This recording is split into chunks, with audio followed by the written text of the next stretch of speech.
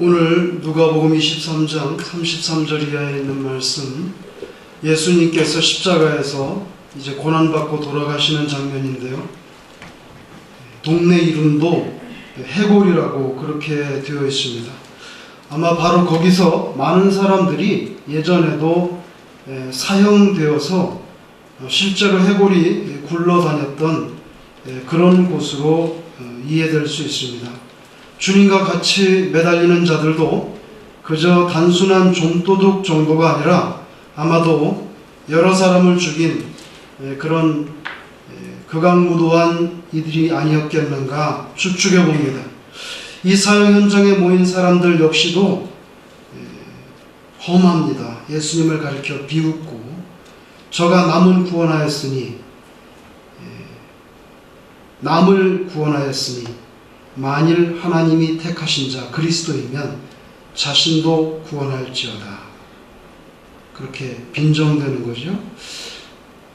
지금 피를 이렇게 철철 흘리면서 죽는 사람에게 꼭 그런 식으로 그렇게 그 마지막 순간에 그렇게 말할 필요가 있을까? 군인들도 주님을 희롱했고, 네가 만일 유대인의 왕이면 네가 너를 구원하라. 근데 생각해보면 아마 우리도 만약에 그 시대에 그 현장에 있었으면 이와 별로 다를 바 없는 그런 비슷한 수준의 인생이었을 수 있다. 내가 그 시대에 그 십자가 아래에 있었다면 이 사람들보다 유달리 더 선했을 수 있을까? 관리들은 비웃었고 군인들은 조롱했고, 그리고 읽지 않았지만 39절에 보면 행악자는 비방했다. 결론은 간단합니다. 당신이 그리스도인인지 아닌지, 그리스도인지 아닌지 확증해 보여주라. 어떻게 보면 예수님이 공생애를 시작하면서 광야에서 기도하실 때에 마귀에게 받은 3가지 시험을 연상시키는 그런 장면과 비슷해요. 너 하나님의 아들이면 이 돌을 떡으로 만들면 되지. 기독교는 예수님의 십자가 처형 당시만이 아니라 그 이후에도 계속해서 이런 세력들로부터 도전받아 왔습니다. 유대교는 예수님을 그리스도, 메시아로 받아들이지 않습니다. 지금도 받아들이지 않잖아요. 예수님이 그리스도라고 하는 증거가 없다는 겁니다. 세상은 여전히 불의하고 악이 오히려 선을 억압하고 무지한 이들이 당하는 고난도 그치지 않고 알 수 없는 불행도 계속되고, 또 오늘 본문에서 군인들로 대표되는 로마 정권은 경제, 정치, 군사적인 차원에서의 구원을 주장합니다. 유대인의 왕이면 십자가에서 내려오라. 인간을 실질적으로 정치, 경제적인 차원에서 구해내지 못하면 그리스도라 말할 수 없다. 이들의 주장을 관통하는 논리는 한 가지로 귀결되는데요. 그게 뭐냐면 힘으로 세상을 새롭게 하라. 보여달라는 거예요. 유대교 지도자들이 말하는 정의로운 세상도 그 힘이 있어야 가능한 거죠. 로마는 군사력으로 세상을 지배하는 정치 이데올로기의 대표자입니다. 유대민족 혁명가들이 원하는 것도 결국 무력으로 로마를 혹은 기득권자를 몰아내는 것입니다. 그러나 예수님은 그렇게 물리적인 힘으로 하나님의 나라를 세우려고 하시지 않았어요. 그랬다면 십자가에서 그렇게 처절하게 비참한 모습으로 죽을 필요가 있겠어요? 그냥 천사들 쫙 불러가지고 딱 명령하면 끝나는데. 근데 예수님께서 하나님의 나라를 이루시는 방식은 그런 방식이 아니었기 때문에 그렇게 하지 않았어요. 오히려 자신의 목숨을 내놓으심으로 영원한 하나님의 나라의 초석을 놓으신 거죠.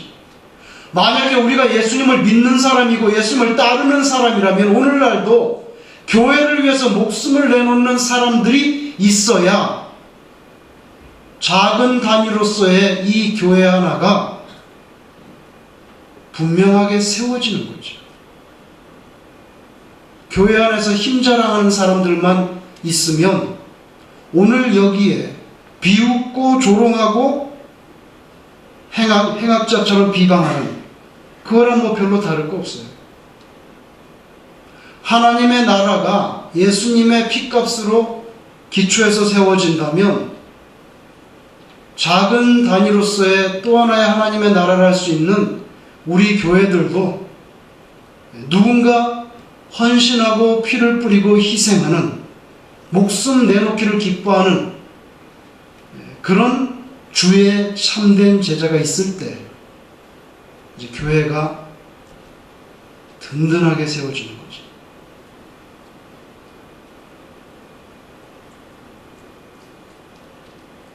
교육전도사 할 때 보니까 청년부를 한번 맡았는데 청년들이 다 말이 청년이지 직장인들이에요. 임원회를 하자고 그러는데 시간이 안 된다는 거예요. 임원들이 다 시간이 맞아야지, 시간이 맞아야 모일 거 아니에요. 모여야 회의를 하죠. 근데 모일 수가 없어요. 그래서 그럼 몇 시에 퇴근하십니까? 몇 시에 퇴근하십니까? 결론이 나왔어요. 그러면 밤 11시에 모이면 되겠네. 11시에는 다 퇴근했어요. 그래서 11시에 교회를 모였어요. 그래서 우리는 임원회를 11시부터 새벽 1시까지 하고 각자 집으로 돌아갔어요. 그래도 아무도 컴플레인 하지 않았어요. 전도사 미쳤다는 이야기도 나오지 않았어요. 그러니까 일이 되더라고요. 오히려 너무 감사해. 기쁘고. 교회 나온다고 누가 봉급을 주나 밤 11시에 밥을 주나. 그래도 11시에 회의하자니까 나오더라고요. 희생이죠. 힘자랑하는 게 아니죠. 목숨을 내거는 그런 마음이 좀 있는 거죠. 풍성한 밀밭의 수확도 처음에는 한 알의 밀알이 땅속 캄캄함 속에 들어가서 썩어서 싹을 내는 데서 시작되는 것처럼 주님께서 생명의 근원 되시는 분이 오히려 죽음의 집인 무덤에 들어가셨어요. 그래서 수많은 부활의 생명을 싹 틔우기 위한 초석이 되시는 거죠. 오늘 이 같은 주님의 희생이 바로 우리를 영원한 하나님의 나라로 인도하시는 가장 소중한 구속사적인 근거가 되는 것입니다. 불교는 가만히 생각해 보면 상당히 비교적 합리적인 종교예요. 자신의 내면에 있는 불성, 네 가슴 속에 있는 그 부다의 마음을 발견하라. 그래서 불교는 사실 어쩌면 치유적인 종교로서 상당한 설득력을 가지고 있어요. 명상을 시킨다든지 가부좌를 틀고 석굴에 들어가서 5년 동안 앉아있으라든지 뭔가 도를 닦고 내면을 치유하고 요즘 우리나라에서 잘 나가는 국민 멘토라고 하는 분들이 자주 스님으로 등장한다는 사실에서 우리가 이거 확인할 수 있잖아요. 기독교에서도 그런 치유를 말하는 분들이 있긴 합니다. 심지어 치유 목회라는 그런 말을 하기도 해요. 경배와 찬양 이외 집회도 근본적으로는 이런 치유를 지향한다고 볼 수 있어요. 은혜롭게 우리가 뜨겁게 간절한 마음으로 찬양을 부르면서 내면의 상처들이 치유되는 경험을 하게 된다는 거죠. 그 일리가 있는 말씀이에요. 그래서 그런 식의 접근으로 수많은 사람들이 몰려듭니다. 이 시대는 경배와 찬양의 시대예요. 제가 자라던 시대에는 강대상에서 펄쩍펄쩍 뛰면서 부흥 강사가 손뼉 치던 시대고, 이 시대는 프로젝터 보면서 이 시대. 또 모르겠어요. 한 20년 지나면 이제 어떤 시대가 올지. 세월이 지나면 사조가 바뀝니다. 저희 자라날 때는 뭐 드럼 치고 막 기타 치고 막 이런 건 거의 없었죠. 그러나 오늘날은 거의 그렇잖아요. 이거는 양상이에요. 본질 아니에요. 또 변합니다. 그래서 뭐 온갖 종류의 프로그램 있잖아요. 두 날개도 있었다가 또 뭐지? 목적을 이루는 40일 다 지나가면 옛날엔 또 드레스디아스 또 다 지나가죠. 요새 누가 드레스디아스예요? 안 하잖아요. 다 지나가요. 지나가니까 가치가 없다는 게 아니라 그래도 우리는 본질은 잡고 있어야지. 본질은. 상처받은 마음이 치유되고 간절한 마음으로 찬양을 부르는 중에 심리적인 위로가 체험되기도 합니다. 그러나 성경에서는 다분히 다른 모습도 보여줘요. 예를 들면 몸이 너무 아파요. 몸이 아프면 그런 고통 속에서 그냥 속에서 하나님께서 너의 그 고통 속에서 이루고자 하는 뜻이 뭔지 찾아보라. 파스칼 같은 사람은 심지어 병의 선용을 위한 기도를 드렸어요. 낫게 해달라는 기도가 아니고 여러 가지 병이 있었는데 하나님, 그럼 하나님께서 이런 병을 저에게 주셨는데 이걸 제가 어떻게 하면 제일 가장 하나님께서 기뻐하시는 뜻대로 이 병을 이용할 수 있겠습니까? 마음이 불안하면 거기서 억지로 벗어나려고 하지 말고 하나님을 바라보고 가까이 갈 수 있는, 하나님께 바짝 다가갈 수 있는 그런 기회로 삼으라고 성경에서는 가르쳐요. 기독교는 의료과학과 경쟁하지 않습니다. 바울같이 뛰어났던 영성가, 선교사, 최고의 신학자, 그러나 자기의 병을 위해서 2번밖에 기도하지 않았어요. 오히려 자신의 병을 통해서 더 깊은 영적인 깊이로 들어갔어요. 그러면서 뭘 고백합니까? 자신의 육체에 있었던 그 지속적인 고통이야말로 주님과의 교통에서 바울 자신이 떠나가지 않도록 하는 적절한 영적인 안전장치라는 것을 자기가 깨달았다는 거예요.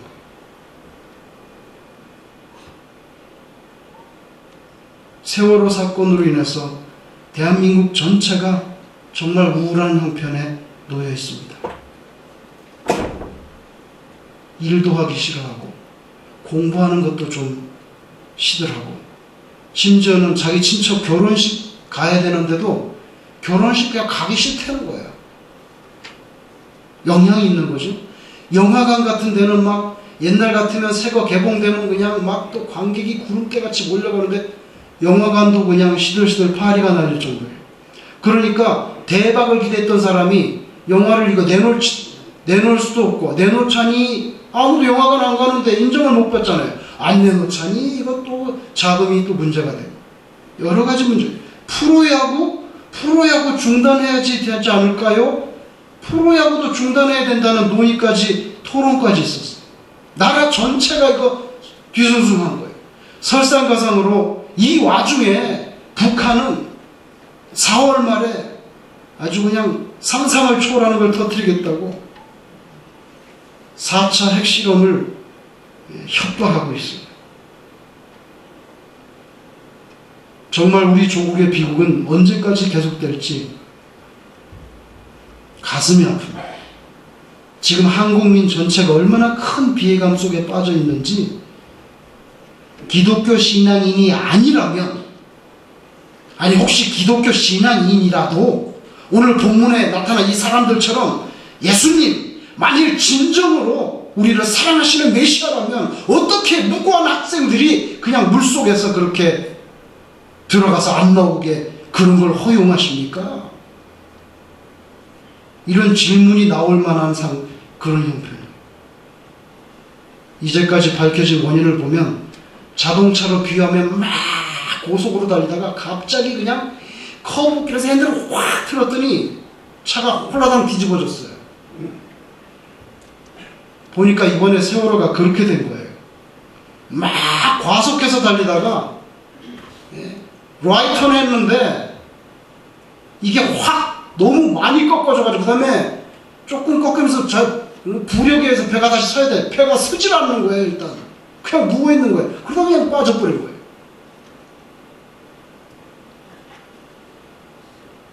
조류가 빠르고 섬 사이 뱃길이 좁은 데다가 도로로 따지면 굽은 도로처럼 항로 자체가 굽어서 노련한 선장이나 노련한 항해사가 지휘해야 되는 지점에서 최대 시속 22km까지만 허용되는데 시속 39km로 과속하다가 노련한 선장이 운행해야 되는 굉장히 좁은 항로에서 경력 1년차 25살 된 25살은 좀 어리지 않아요?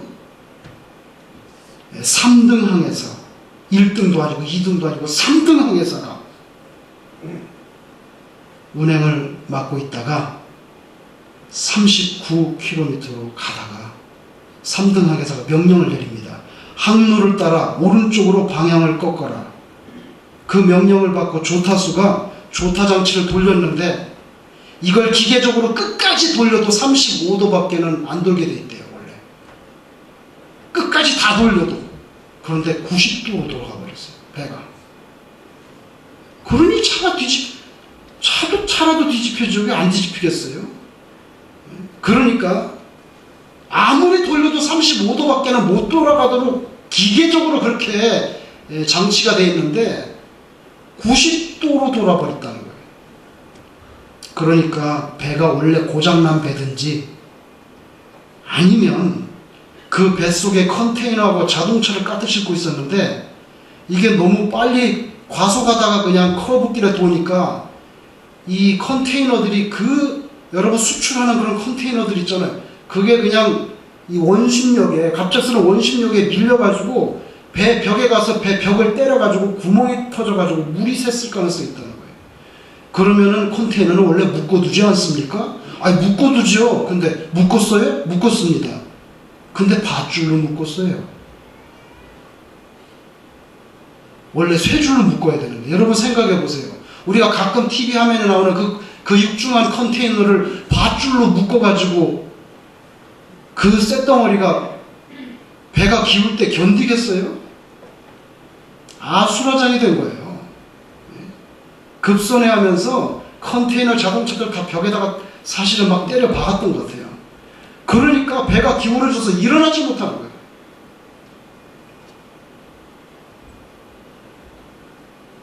기억에 남는 것은 2007년에 4월 16일 날 조승민이라는 우리 코리안 아메리칸이 버지니아 텍에서 무려 32명을 무차별 학살한 정말 또 하나의 테러의 사건이었어요.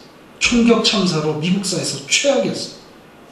그 사건이 발생했을 때 학교 안에서 희생자 학생들을 추모하는 장소가 생겨나고 거기 꽃이 놓여지고 촛불이 켜지고 그 와중에 그 학교 학생들 중에 일부는 다름 아닌 그 처참한 사건을 일으킨 장본이었던 조승민의 죽음을 애도하는 초와 꽃들도 거기 조승민 밑에다가 갖다 놨다는 사실이죠. 미국인들은 조승민을 미워하기도 했겠지만 그도 한국계 이민자의 가정으로 미국에 와서 살면서 학교 다니면서 소외되고 그런 과정 중에서 왜곡된 인격이 형성돼서 조승민 역시도 이 시대와 사회 속에서 또 한 명의 희생자다. 그 인식을 가진 학생들이 개 이름 앞에도 꽃을 갖다 주고 초를 갖다가 놔뒀어요. 그때 국내외에서 한국인들의 사과 성명과 편지가 줄을 이었습니다. 한인들 단체와 대한민국에서 직접 막 미국으로 사과 성명이 터지고 추모 행사가 그치지 않았습니다. 이 지경에 이르자 미국 언론에서 한인들의 사과 성명과 사과 편지를 자제해 달라고 하는 사설들이 쏟아져 나왔어요. 예를 들면은 2007년 4월 20일자 인콰이러 신문에 사설 제목이 한국에 보내는 편지, 당신들 사과에 담긴 교훈, 이 타이틀로 사설이 나와서 이 사건은 대한민국의 잘못이 아니며 오히려 미 자국의 책임이 있다. 사과를 자제해달라는 주장이 나왔어요. 동양계 이민자의 가정에서 자라난 한 학생이 그런 끔찍한 일을 저지르게 될 정도로 주류인 이 백인 사회가 그 학생 하나를 잘 보듬어주지 못한 잘못도 있다고 하는 데까지 인식이 다다랐어요. 대한민국 같으면 상상할 수 없는 관점이죠.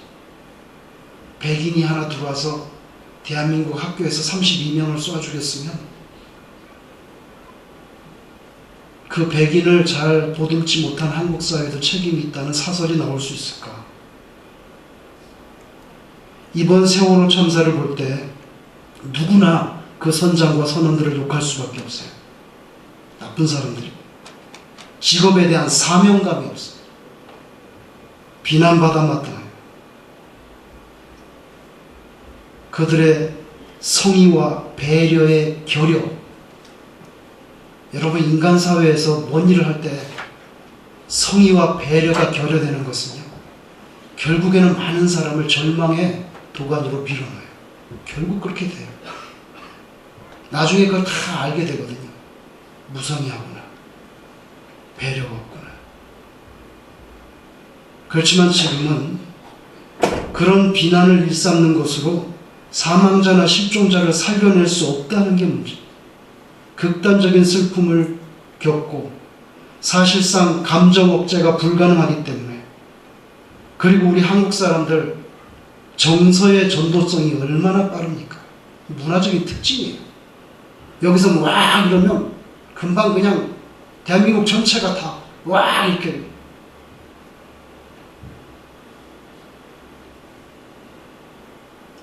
그러나 잘못하면 기왕에 생존한 사람들도 잘못하면 죽음의 자리로 내몰 수 있으니까 조금 우리가 자제해야 되죠. 기왕 생존했다가 죽게 만드는 지경으로 절벽으로까지 밀지는 말아야 되잖아요. 사법제도가 살아있으니 책임져야 할 이들은 절차대로 벌을 받게 될 겁니다. 극단적인 증오심 노출, 이런 건 사실 언론에서 필터해야 돼요. 근데 이걸 언론이 더 잘한 건 없지만 학교의 교감이 자살했잖아요. 교감 선생님의 그 가족들의 찢어지는 마음은 그건 누가 보상할 거예요? 비행기 속에서 라면 맛없다고 잡지 말아가지고 스튜어디스 얼굴 때릴 수 있는 상무가 있는 그런 나라예요. 아직도 문화적으로 매너가 좀 안 좋은 수준인 거, 이거 부인할 수 없는 거죠. 개인적인 뿐만 아니라 사회적으로도 좀 더 자라나야 돼요. 비극적인 참사가 벌어졌을 때 우리가 해야 될 것은 즉각적인 비난이 아니라 정말 다시는 그런 불행이 일어나지 않도록 예방하는데 주력해야 되는데, 우리는 일단 사건 터지면 입에 거품을 물고 이제 죽일 사람을 찾아야 되거든. 그러니까 계속해서 욕을 하는 거예요. 온갖 종류의 비난과 책임 돌리기가 그치지 않습니다. 그렇지만 그 책임은 모든 사람에게 있는 거죠. 그리고 자기가 선장이었으면 자기는 학생들을 구하고 죽었을 거예요? 그럴 사람도 있고 안 그럴 사람도 있는 거죠. 어떻게 모든 사람에게 한 가지 잣대로 다 들이밀어요? 매너라는 것은 예의범절이잖아요. 때로 그 한 사람의 인격 전체를 평가하는 기준이 될 때가 있어요. 매너는 동서양과 고금을 막론하고 사람의 품격 수위를 정하는 기준이 됩니다. 국가 간에도 외교적인 매너가 있고 비즈니스를 해도 세일즈 매너가 있고요. 세상에서뿐만 아니라 주님을 믿는다고 하는 그리스도인의 삶 속에서도 매너는 너무 중요해요. 성경은 여러 곳에서 사실은 매너를 강조합니다. 사랑을 강조하고 있는 고린도전서 13장. 그건 사실 매너를 가르치는 거죠. 가르치는 거죠. 사실은 인간 사이에 에티켓을 가르치는 거죠. 고린도전서 13장은 사랑장이라고 하는데 그 사랑장에 하나님을 사랑하는 얘기가 있나요? 전부 사람들 사이의 관계성에 대해서 말하고 있어요.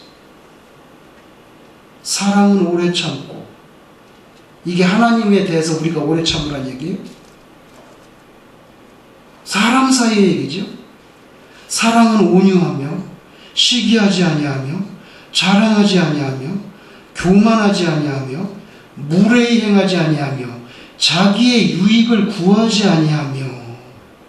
이건 다 인격 관계상의 매너의 문제예요. 언어의 에티켓을 강조하는 말씀도 있습니다. 골로새서 4장 6절, 너희 말을 항상 은혜 가운데서 소금으로 맛을 냄과 같이 하라.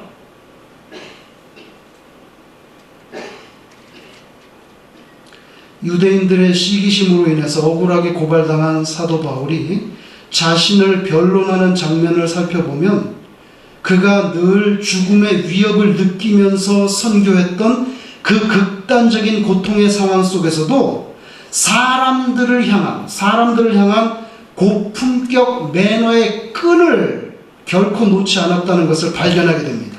유대 종교 당국자들은 어떻게 해서든지 간에 바울을 죽이려고 했는데 바울은 변론할 때 그 사람들을 뭐라고 불렀냐면은 사도행전 23장 1절에 여러분 형제들아 이렇게 불렀어요. 여러분 형제들아. 보통 사람 정서로 말하면 이 나쁜 놈들아, 이 악당 같은 녀석들아 막 이렇게 불러도 속이 시원찮을 판에 유대인들은 지금 바울 죽이 전에만 밥도 안 먹겠다는 사람이 40명이나 된다는데, 근데 바울은 그 사람들을 가리켜서 여러분 형제들아. 만왕의 왕이시요 만유의 주이신 예수님도 매너와 에티켓 대단하신 분이죠. 절제된 고품격 언어, 온유한 행동, 상대방을 배려하는 친절, 요새 말로 말하면 매너 짱입니다. 예수님이. 지금 채찍을 맞아서 등어리가 너덜너덜해요. 피를 흘리고 무엇보다 머리에 가시면류관을 써가지고 여기에서 피가 줄줄 흘러내리고 그 통증이라는 건 참 상상을 초월하는 수준이었을 것 같은데 정신도 혼미하지 않을까 보통 사람 같으면 너무 아파서. 그런데 골고다 언덕을 올라가시면서 뒤에서 울면서 가슴을 치면서 주님을 따르는 여자들이 있는데 그 여자들을 돌이켜서 바라보면서 나를 위해서 울지 말고 너희와 너희 자녀를 위해서 울라. 이 보통 매너예요? 자신을 죽이고 모욕하는 이들을 향해서 오늘 본문의 34절에 아버지 저들을 사하여 주옵소서 자기들이 하는 것을 알지 못함이니이다. 여러분, 우리가 난 한국 사람이야, 그래서 난 미국식 매너가 아니라 불편해. 우리는 한인교회니까 한국식으로 해야죠. 여러분, 매너 에티켓에 문화적 요소가 있는 거 분명합니다. 그러나 우리가 무슨 미국식으로 하자, 한국식으로 하자, 그게 아니라 예수님을 구주로 영접한 사람으로서 우리는 예수님식으로 하자요. 예수님식으로. 예수님식이 한국식하고 비슷하면 그게 한국식처럼 보이겠지요. 성경에 기록된 대로 사는 것, 그게 매너짱이 되는 거예요. 그 길은 성경에서 미움과 증오의 길이 아니라 사랑과 이해의 길이라고 누누이 가르쳐 줍니다. 예수님께서 원수를 사랑하라고 불가능한 듯이 느껴지는 말씀을 주셨어요. 우리로서는 평생 불가능할지도 모릅니다. 그러나 노력은 우리가 할 수 있다. 사람의 마음에 한 번 모질게 맺힌 상처, 세월이 지나도 쉬이 사라지지 않습니다. 바늘은요, 세월이 지나도 무뎌지지 않아요. 그러니까 인간의 마음에 상처가 한 번 나면 그게 잘 그 세월 지나도 없어지지 않는 거, 그거 인정해야 돼. 길은 오직 한 가지밖에 없어요. 예수님을 자꾸만 생각하는 거, 그거밖에 방법이 없어요. 예수님도 자기 옆구리에다가 막 참 찌르고 채찍 때리고 침 뱉고 이러는데 예수님도 같이 막 침 뱉고 그냥 주먹질하고 그러지 않으셨지. 그 자꾸 예수님을 생각하는 거, 그거밖에 우리는 할 수 있는 게 없어요. 십자가에서 죽으시는 순간에도 사랑과 용서로 똘똘 뭉쳐 있었던 그분의 인격, 우리가 그분을 구주로 모셨다면 조금씩 그걸 좀 닮아가야 된다. 특별히 한국의 세월호 같은 이런 비극적인 대참사 앞에서도 우리는 감정적인 수준의 매너 그 이상으로는 우리가 올라가야 된다. 지금은 죽으나 사나 어떡하겠어요. 지금 어떡하겠냐고요. 죽으나 사나 부둥켜 안고 그냥 서로 좀 위로를 해야지 우선은. 큰 비참함 속에서 화산에서 내뿜는 용암 같은 극단적인 비난들을 계속해서 쏟아내면 결국에는 생존자마저도 사망의 자리로 내몰고 그냥 피를 보겠다고 하는 그런 좋지 않은 매너로 끝날 뿐이에요.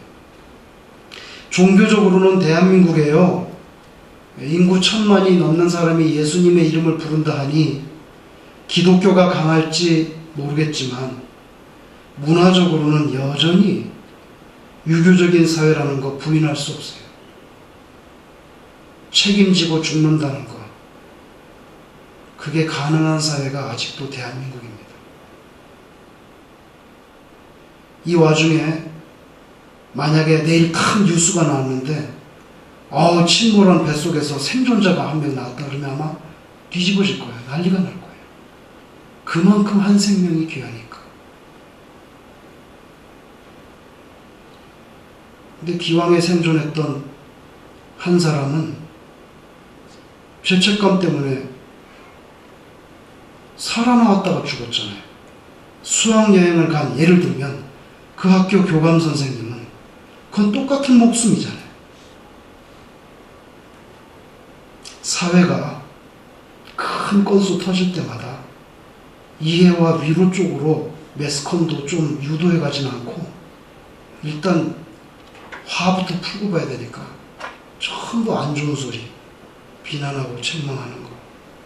근데 이것은 우리 예수 믿는 사람의 감당해야 될 몫이라 이거죠. 예수 믿는 사람이 좀 먼저 그쪽으로 자꾸만 가야 되는데 비난하는 건 얼마나 쉽습니까? 화날 때 쏟아내는 거야 뭐 누구는 못해요. 용서하고 이해하는 것은 100배는 더 어려워요. 우리는 어려운 길보다 쉬운 길로 자꾸 가려고 하는 거죠. 예수님께서는 자기를 죽이고 모욕하는 현장범이잖아요. 오늘 본문의 이 사람들은 현장범이에요. 지금 예수를 죽이고 있다고 현재. 그들을 위한 용서의 기도를 올리셨어요. 바울 사도도 너 안 죽이면 나 밥도 안 먹는다는 사람이 40명이나 됐지만 바울은 여러분 형제들아 이렇게 부릅니다. 우리가 어려운 일을 당할 때마다 특별히 이번 일뿐만 아니라 우리 집안에 어려운 일이 생기든지 아니면 교회에서도 또 아니면 직장에서 어려운 일이 생기든지 그럴 때마다 우리가 우리 화풀을 위해서 누구를 죽여야 되고 누구에게 다 주먹질하고 책임을 쏟아붓고 해야 된다면 더 사회는요 아주 비관적이 되는 거예요. 어렵고 힘들 때일수록 우리가 오히려 예수님을 생각하면서 예수님을 닮아갈 수 있는 저와 여러분이 작은 그런 예수님의 인격이 되기를 주의 이름으로 축원합니다.